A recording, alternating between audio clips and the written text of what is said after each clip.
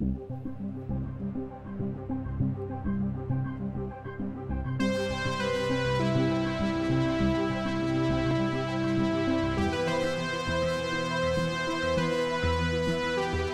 think that's enough of that for now. Okay.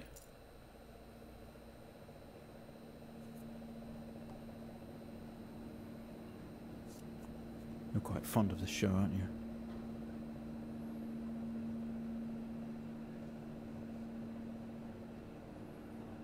I guess. Okay, come on. Let's get you down to the observation room.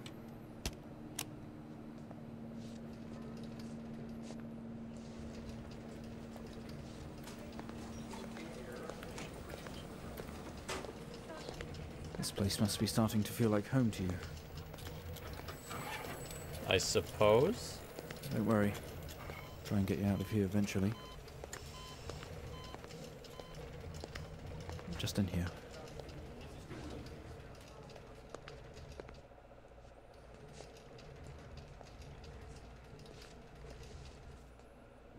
Okay, are we through in the next room? Just relax and we'll get started in a moment.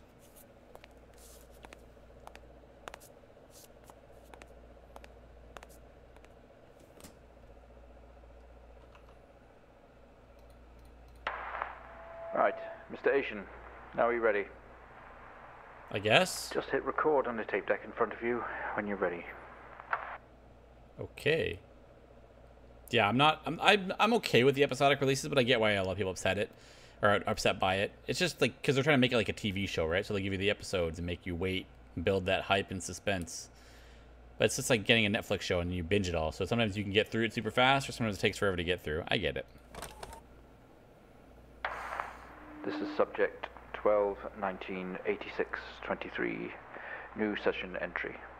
We have myself, Dr. Alexander, leading, and in a room we have our patient, Mr. James Asian.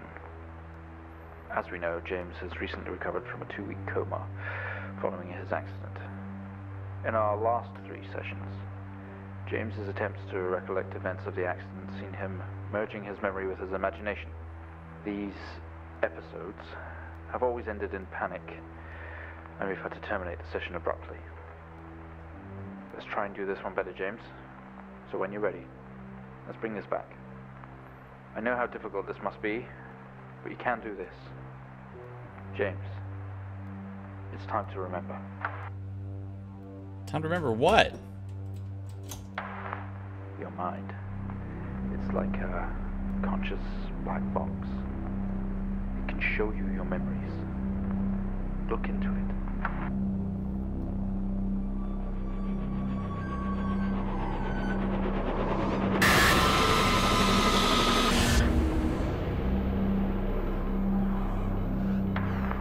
In your most recent episode, you recalled a false memory of a remote weather station. You were isolated from the rest of the world, locked inside your coma. We interacted with you daily, encouraging you to wake. Your family would do number puzzles with you. Anything, really, to bring you back. People needed answers, James. Do you remember? I have another signal here for you, James. It's at 5610 FM. You can't miss it. Oh my god, we're doing these again? Okay. So we were in a coma.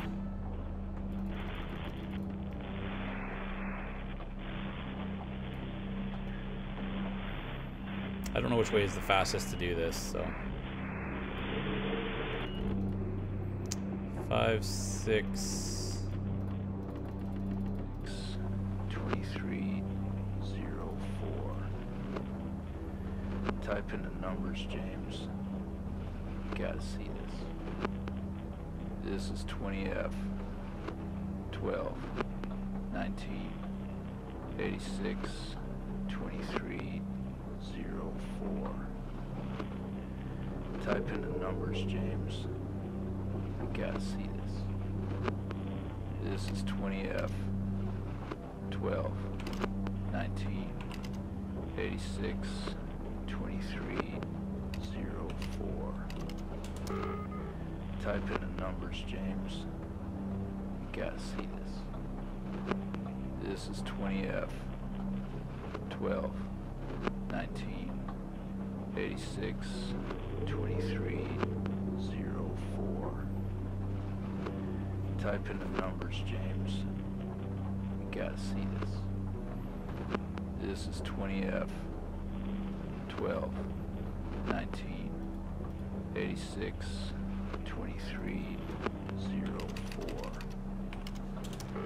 Type There we in go. numbers, James. I thought he said A6, not 86. I couldn't tell what he was saying. This is 20F. Report.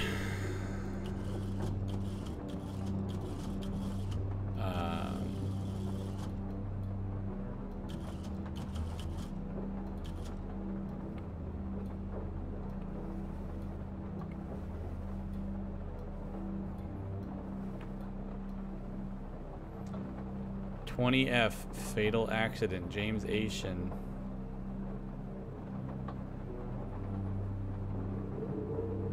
Oh.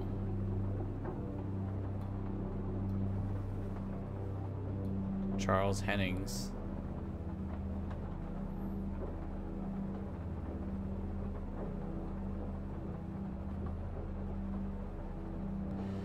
Arrived on scene to discover 2 cars that had been involved. I'm going to zoom this out a little bit.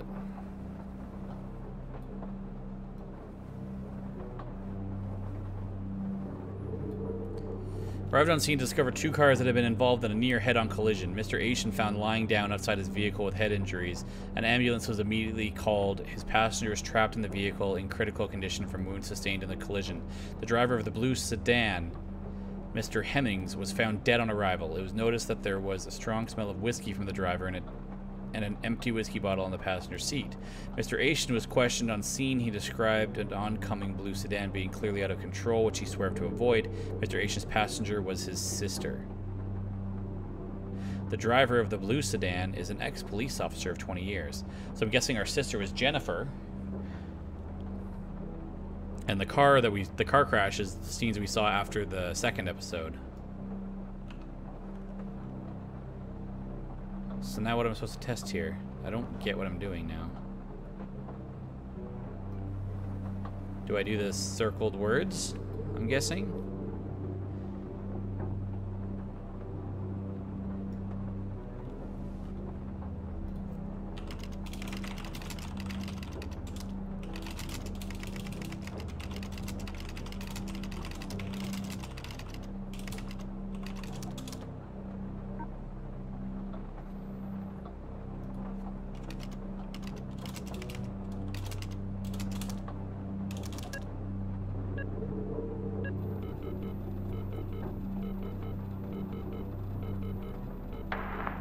Find the signal, James. Listen to the voices. You have to face it, James. Finally.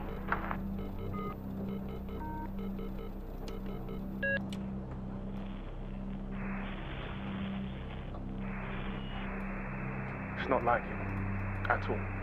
I've worked with Officer Hennings for 6 years and not once have we even talked about alcohol. Drunk driving. He was a father, a husband. He was fine. No way he caused this. It's him. This Haitian guy. He's got something to hide. Did we set it up? Did we leave the bottle of whiskey on that guy's, in the guy's car? This doesn't make sense to you.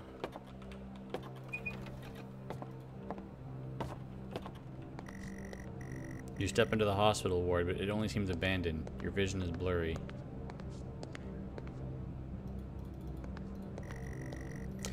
Sometimes they make you watch your past sessions to see what really happened.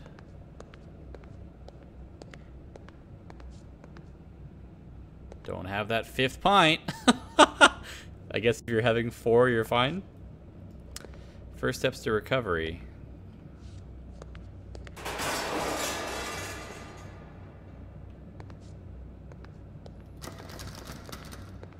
I'd like to leave, please.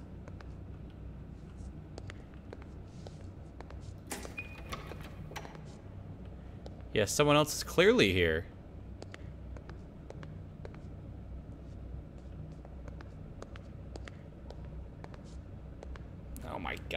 gonna get fucking spooky.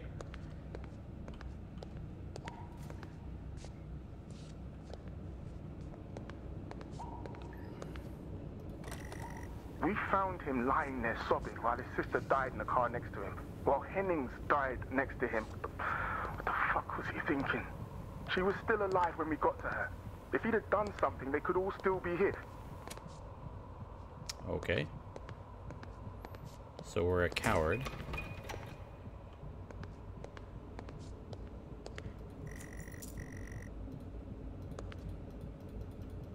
Are we blurry because we're drunk? Is this us like learning our lesson?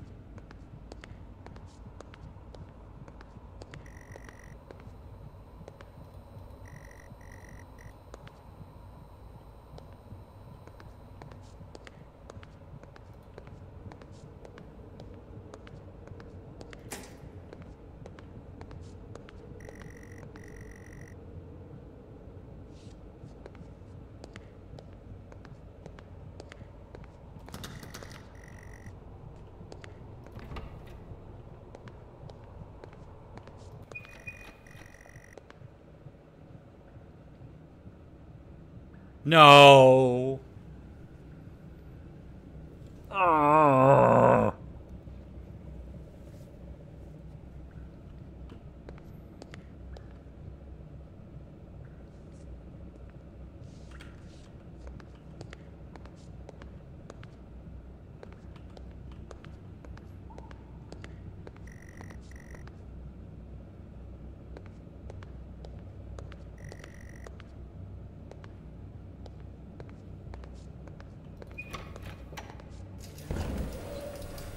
Okay, we have a 22-year-old Jesus male Christ. from a vehicle collision. He was awake and mobile at the scene, but collapsed on arrival to the emergency ward. The other passengers died in the accident. I'm getting no pulse. Prepare for defib. I thought there'd be some fucking jump scare coming. Full to 10 and give me 100 joules.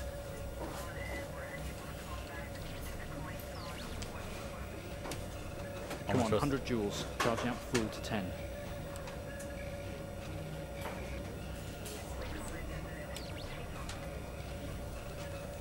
Come on.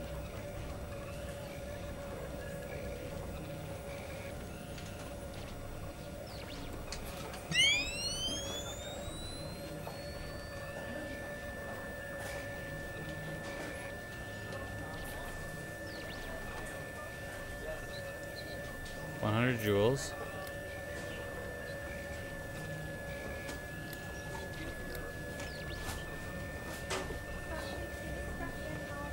Can we get this on the screen, please?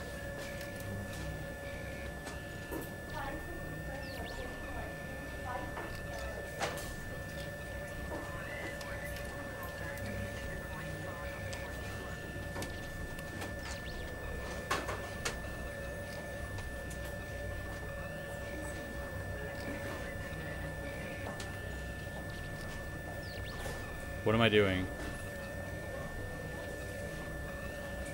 Come on, 100 joules. Charging up full to 10.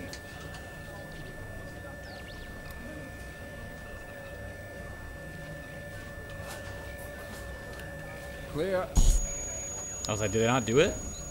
No reaction from first stage. Let's try higher. 200 joules. Keep the amp charged at 10.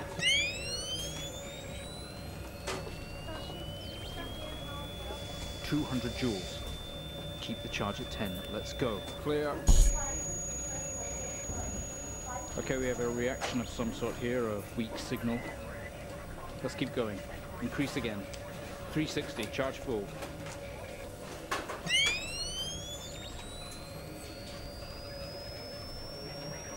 Come on, 360. Hurry. Clear. Well, would you look at that? It seems we have a pulse. Rhythm is Creepy. stable. We need to run an X-ray right away.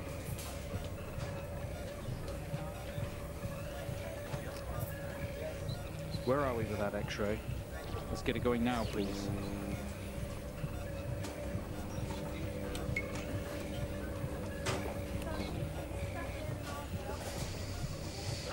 Looks like an intracerebral hemorrhage. We need to drain this now to relieve. I really remember how to use all these Prepare for trepanation. machines. Switch on a drill, please.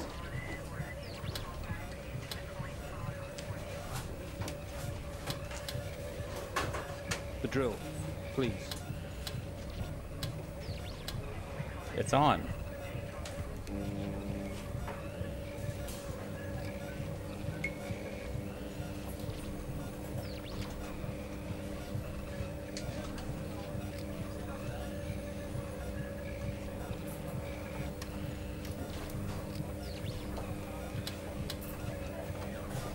I had it and I lost it. What did I change? I didn't change anything. The drill, please.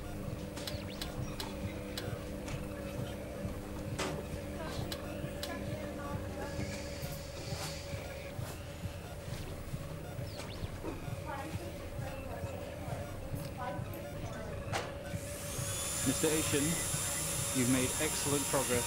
You're doing great. We need you to stay calm and try to relax while we go through these next steps. We're going to attempt to alleviate some of this discomfort. No?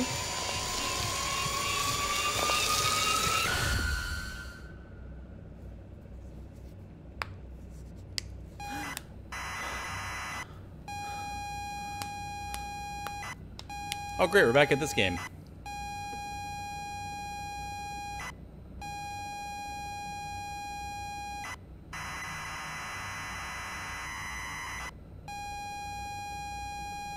With the great soundtrack. Not only is tonight New Year's Eve, but tomorrow you leave on a 6-month trip abroad with friends. Mom, Dad, and your sister Jennifer have decided to throw a party to celebrate it all. The house is full. You're in the living room, and as usual, you don't recognize a soul. The room is full of chatty strangers, mostly friends of Mom and Dad. There is a door to the hall. You push through the crowd into the hallway. The hallway is as welcoming as ever, only this time the folks have put a great big banner up across the main wall. Half-finished drinks are abandoned on almost every horizontal surface. Stairs lead up, although the party is firmly downstairs. As much as you'd love to, you promise you'd stay downstairs with the party. Same as ever. Stairs, door to the living room, and door to the kitchen. They say all the best parties are in the kitchen. The kitchen is full of people and loud. There are drinks and food on the table, and the party is in full swing. Dad has cooked a hog roast, which sits proudly on the table, although no one is eating it. There is a utility room and writing on the wall. Also, Jen is here signaling to you. You push through, apologizing over and over to get to Jennifer. You hug. You're going to miss each other. You thank her for the party. She asks if you are enjoying the party. She repeats her question, asking if you've had a nice time. Say you have?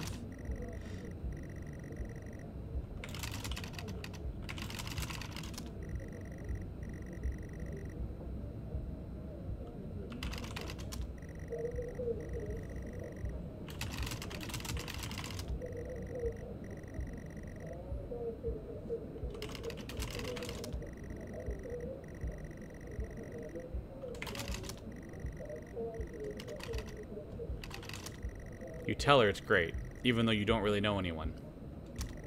She tells you to enjoy it anyway, and to loosen up, she asks you to get her a drink. You pour Jen a drink, and one for yourself, too. There's never an awkward silence with Jennifer. She always has a question.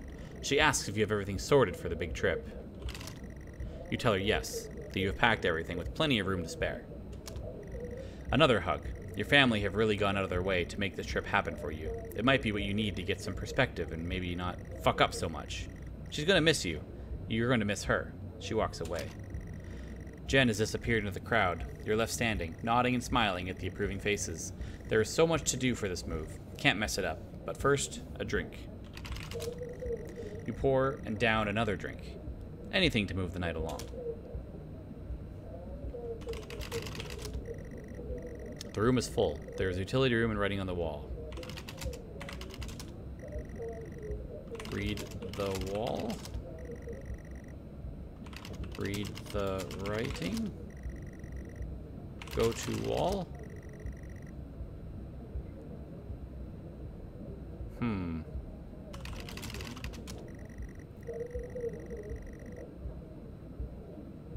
Read the writing. Read the writing on the...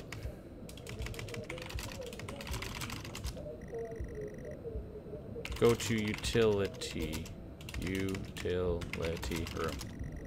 You open the door and peer in. You're never allowed in here normally. This is where Dad keeps his fine wines and whiskeys. Ceiling to floor racks. A collector. Although he does actually drink them too. There is a bottle with a ribbon around it and a card. You pick up the whiskey and the card. It's your dad's handwriting. Son, we're so proud of you and everything you've achieved. You've earned this. It's a bottle of 25-year-old double malt. You shouldn't really, but you have to try it. With your whiskey in hand, you take in the room around about you. There must be hundreds, no thousands of pounds worth of drink in here. You really must thank your dad for the whiskey. Thank Dad. Leave room. You head back into the kitchen, clutching your new best friend. You stumble out of the utility room and back into the kitchen. That is one strong whiskey. You take another swig and give the thumbs up to Dad across the room. He nods and winks. Busy and noisy. We'll need to find somewhere quieter. Leave kitchen. You go back out to the hallway. A few bumps and laughs on the way through, and you make it to the hall. You stop dead in your tracks. It's Jen, covered in blood. She's staring straight at you. No one else notices. Blood is dripping down her face. It's mixing with tears. I'm sorry, I don't understand. I'm sorry, I don't understand. I'm sorry. Taste blood. Oh, fuck that. Oh, fuck that.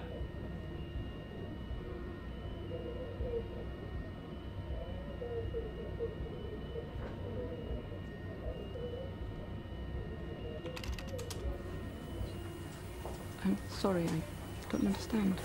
We tried our best, Mrs. Asian, but her injuries were too severe. No, I don't understand. I was just talking to her. I'm afraid Jennifer passed away before we could get to her in surgery. We did the best we could. I am so sorry. Where is she? Let me see her. Please, Mrs. Asian, take a seat. I don't want to take a seat. Let me talk to her. Now. I'll arrange for you to see her. In the meantime, James is in recovery. He's stable for now. I don't want to see him.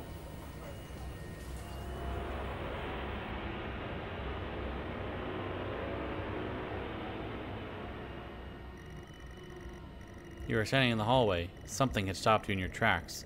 While searching your mind, your sister interrupts. She waves her hand in front of you and asks if you can drive her home. You still feel out of sorts. Those words echo.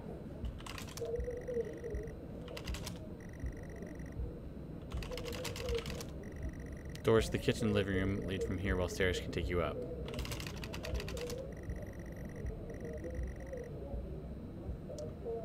Go with Jen. Drive Jen home.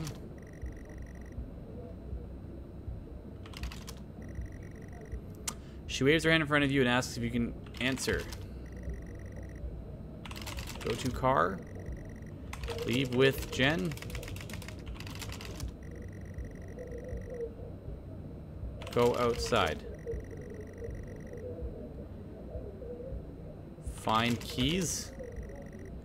Go to living room. Hey, Rerun, how's it going? You're sure your keys are in the living room? The living room has a much more relaxed atmosphere compared to the kitchen. Various guests are sat on the chairs having civilized conversations. There's a coffee table in the middle of the room. Your mom is pouring a drink at the drinks cabinet. I found, after playing the first game, that look around is my best friend in this game. A coffee table, a drinks cabinet. One of the chairs is overflowing with jackets and coats. Grab coat. Go to mom.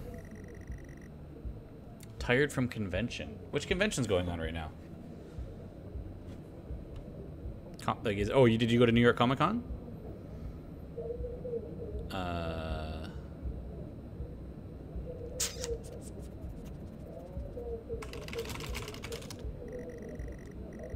You need to look for them. They must be either in the kitchen or the living room. Leave living room.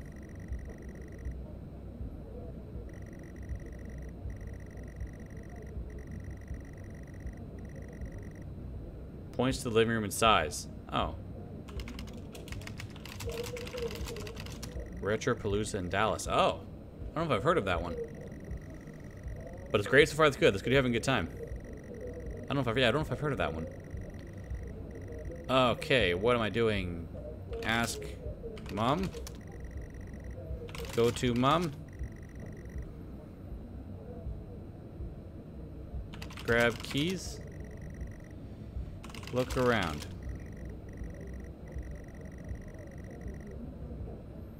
Look in jacket. You search through other jackets and coats until you find yours. Aha! Car keys in the pocket. You grab both. Go to hallway. I don't want to go driving. Keys in hand, you head back into the hall. Jen thanks you for helping her out. She has work in the morning and no one else is in any fit state to drive. You can handle it though. You know the road like the back of your hand, don't you? No. Yes. Drive? Answer. Look around. Jen is standing by the front door, all ready to go. Go outside. You open the front door and walk out into the freezing night. The cold air hits you. You are glad you have your jacket with you. There is a dusting of snow around you as you step down from the porch. The yard extends around the back of the house, and the car sits at the front of the house. I don't want to do this.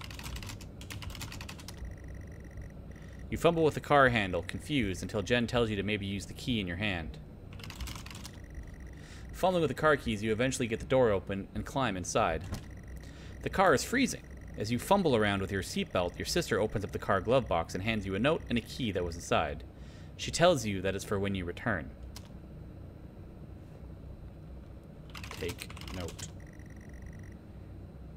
Start car. You try to turn the ignition with sheer willpower despite holding keys in your hand. Use key. It takes a number of attempts, but you eventually slot the key into the ignition. Start car. You turn the key in the ignition and the car roars to life. Drive Jen home. Hey Tibbs. The car squeals but stays stationary. Jen suggests releasing the brake. Oh my god.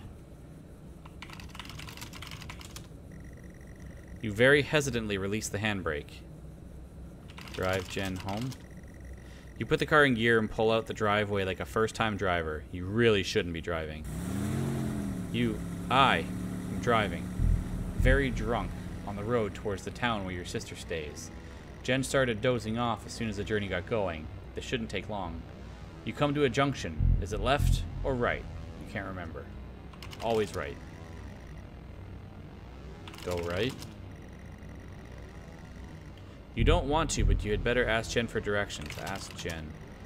She grunts and throws her arm to the left. It's left. Of course it's left. You turn the car left at the junction and accelerate off.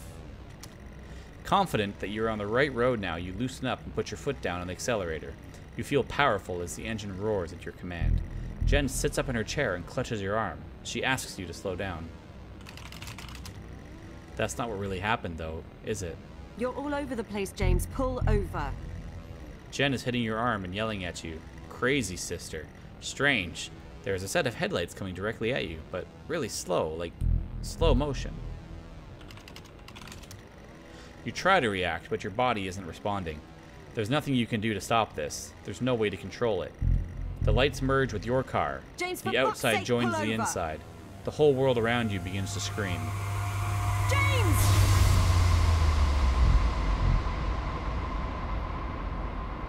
It was at this very moment, wasn't it, James? The moment you lost it all.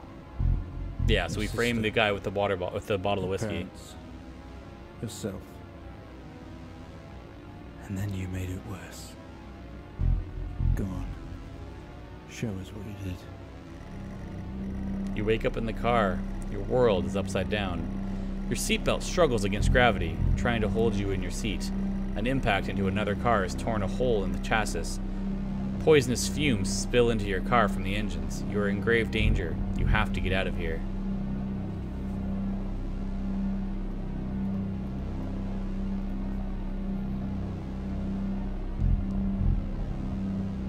Undo seat belt. Get out of car.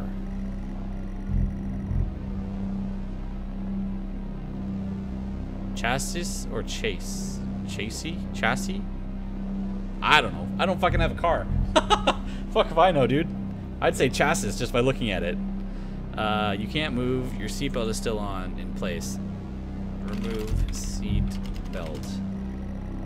You release yourself from the seat. Gravity takes over as you slump onto the roof of the car. You squeeze through the wreckage and fall to your knees on the ground next to your vehicle. Every breath brings pain to your chest. Your head is throbbing. A blue car has smashed into the passenger side of your car. Your life cannot be ruined by this. You are standing, holding your whiskey, and your dad's note and flashing lights are approaching at a distance. Hide whiskey? Well, that's not smart thinking, James, is it? They will eventually find it there and will link it to you. Leave car. Go to blue car. The door is jammed. You don't have time to be messing around like this, James.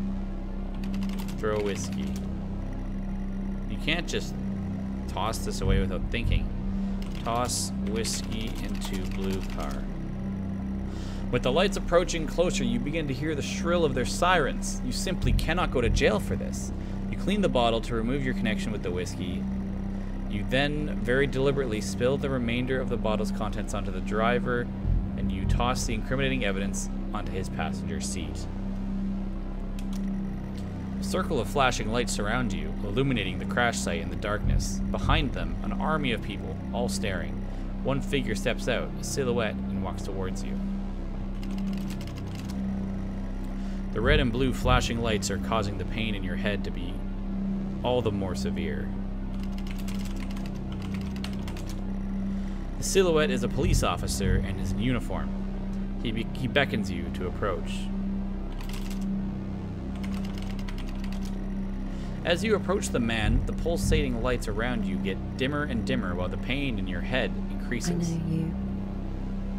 I know you're tearing yourself apart over it, but no matter what you keep telling yourself, you have to listen to me.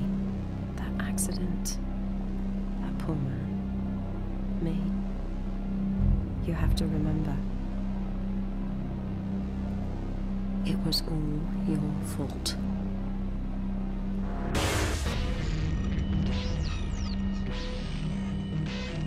I know what you did. How you left me there to protect yourself. Planting evidence on some poor man. You went headfirst into that officer and you wrecked all of our lives.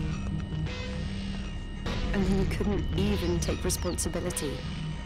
You did the right thing for you and no one else. Save yourself. Only it was wrong, wasn't it? Ah! Look at you now. Utterly consumed by it. Say it, James. It was my fault.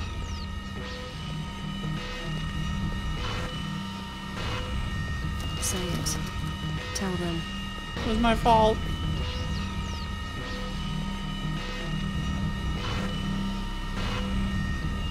Listen to yourself.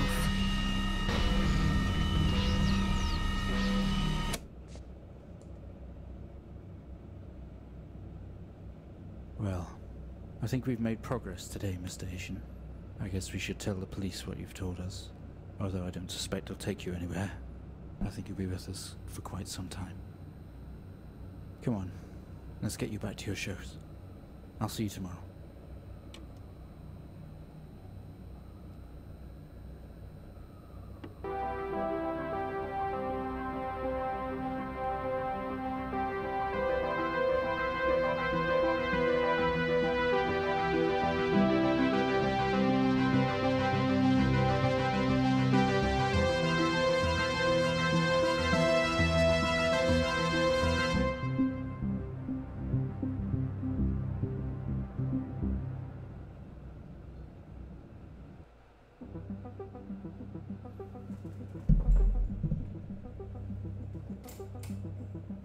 It was all us. We're guilty.